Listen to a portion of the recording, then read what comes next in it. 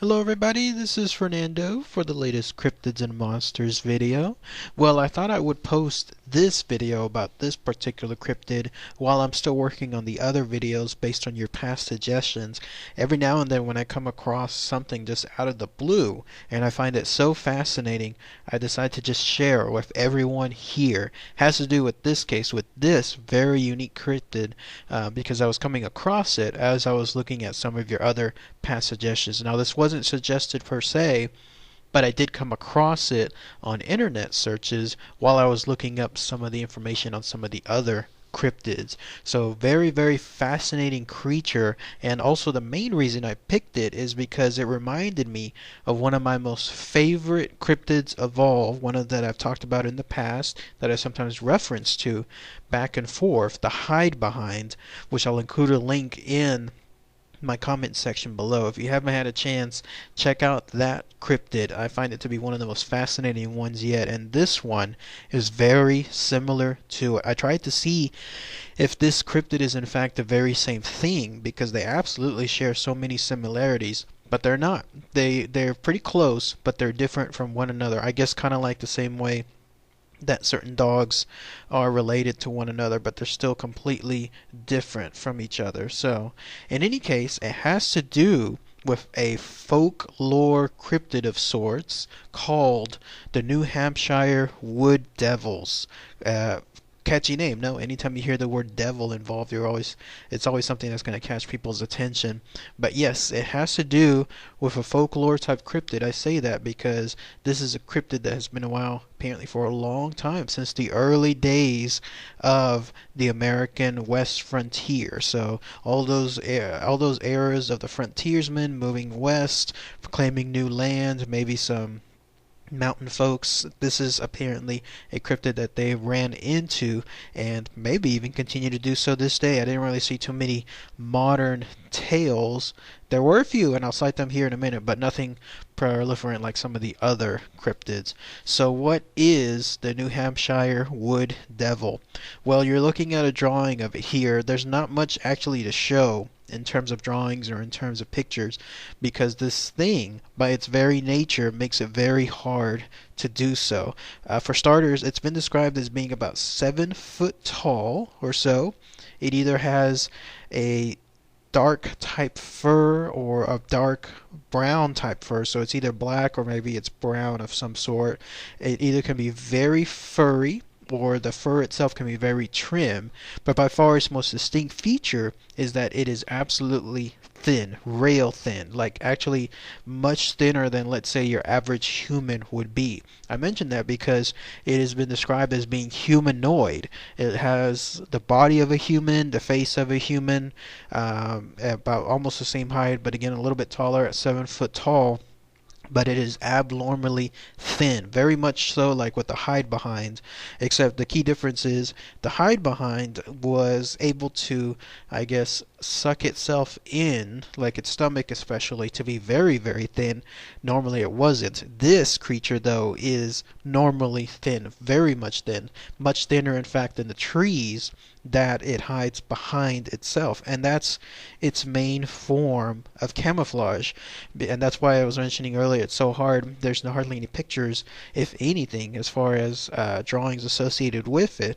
It's because its main action is to hide around trees, especially when it feels like it comes across someone, a human, another person, and that person is trying to see it.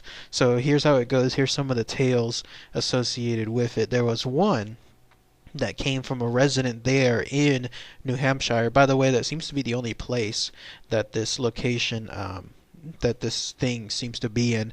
I didn't see it anywhere else, like other places, either west or south or anything along those lines. But this had to do with an experience that occurred in 1991. There was this gentleman who was taking photographs of the outdoors. Apparently he does so each season. That's either his hobby or maybe his main profession. And he was there along a place called the Pontook Reservoir, and then another place called the Androscoggin River. Don't know exactly where those are, but he was there near the woods around that area. He stated that as he walked about 1,000 feet ahead of, outside from where he parked, that's when he was in an area where he had a bunch of trees around him. It is considered very dense. He said that the light was low, but he could still kind of see where things were going. But then he heard something behind him, like a crackling sound, the kind of sound that usually is done whenever someone is, let's say, moving in that same foresty area around him. He turned around, but he didn't see what it was. He said he started to walk around, but especially towards where that sound came from, but he couldn't see something. And then that's when in the corner of his eye he saw something that he described being tall and thin darts, those are his exact words, peer out from behind a sugar maple tree, and then it quickly disappeared. So whatever this thing was, it saw him, and it saw him looking back at it, and then that's when it absolutely quickly just disappeared. And so it looks like curiosity took over him. He decided to go around that large tree just to try to see if he could get another good look. But no matter how much he tried, this thing would move so fast. It would just move around the tree, or it would move to another tree that visually was linked to it, like let's say in the background. Maybe it knows the perspective, like, so if someone is walking up towards it and it can sense the trees behind it, it'll know which tree to disappear behind to make it seem like it was never seen while it moved to the other tree, if that makes sense. If you do it in certain angles, then you can make sure you can hide behind things that are obscuring whatever the other person's view is as they're coming up to them. So he said he was never able to witness it again, but he did see it, and the way he described it again: 7 foot tall, dark, thick fur, and then rail thin, very, very thin. That's as much as far as his encounter. Others have stated that there were a lot more encounters back in the early 1900s. Apparently, the older folks there in New Hampshire stated that back in the 1930s there were a lot more of these creatures. They too stated about their encounters that they were very tall, very, very skinny. In some cases also gray colored, and also very hairy.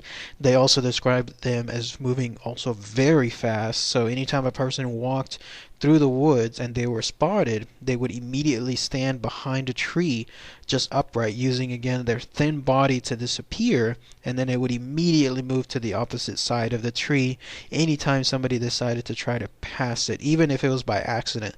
Let's say you were walking in the woods and you don't know that something is there, that this wood devil is there, then that's probably the thing that this thing prefers. It'll just hide around that tree at always like in a position where it's completely blocked from your view until you disappear. And then that was it. Their faces, they look human, but only semi-human. They've been described as again, looking vaguely humanoid. But the thing that did stand out is apparently these things can emit some kind of scream. Like, it's been described as a pretty awful scream. I don't know if this is like some kind of call that they have, or maybe some kind of charge that they have, maybe as a warning or something as far as territories. Who knows? But that does seem to be the only other thing that stands out about them, is they seem to have a pretty chilling call, which you can imagine when it comes to these piercing screams. If you're out there in the middle of the forest, and especially let's say it's towards the night, and then you hear something like this in the far distance, you have no idea what this is, what it could be. But if you do hear that and you're in the New Hampshire area, then you may be in the territory of these wood devils. Another very key difference between these things and the hide behind. The hide behind actually hunted humans. That it was its prey. In fact, looking back at some of the information, it did so because intestines seem to be one of its delicacy. These things, though, I didn't find anything as far as them being able, or any known instance of them attacking humans or hunting humans or eating humans. No, nothing along those lines. If anything, it just seemed to be that they are there living in those forests. They just want to be kept hidden. And anyone that comes across their area, they'll just naturally hide themselves. And that's it. They won't attack anybody. They won't hunt them down. No, it's just them trying to live on their own, live peacefully, and then live hidden. Reminded me of some of the stories, I guess, of some of the Bigfoot encounters, very similar, where people, these Bigfoot creatures, even when they come across somebody that they clearly outmatch in terms of strength, in terms of height, no, the Bigfoots just run away. They don't want anything to do with humans. They just want to essentially live on their own, live in peace. That's what they reminded me of here. But that's it. That's all the info associated with the New Hampshire Wood Devils. If anyone has any more information that they would like to share, especially if any of y'all happen to be living near that area, that would be really great to hear. Nothing really, though, in terms of new encounters, like say in the 2000s. The latest one seemed to be that one in 1990s. But if anyone has any more later experiences, or even the early ones back in the 1930s when it seemed to be the most prominent time, that would be really awesome to hear. So, all right, everybody. Thanks again as always. Take care.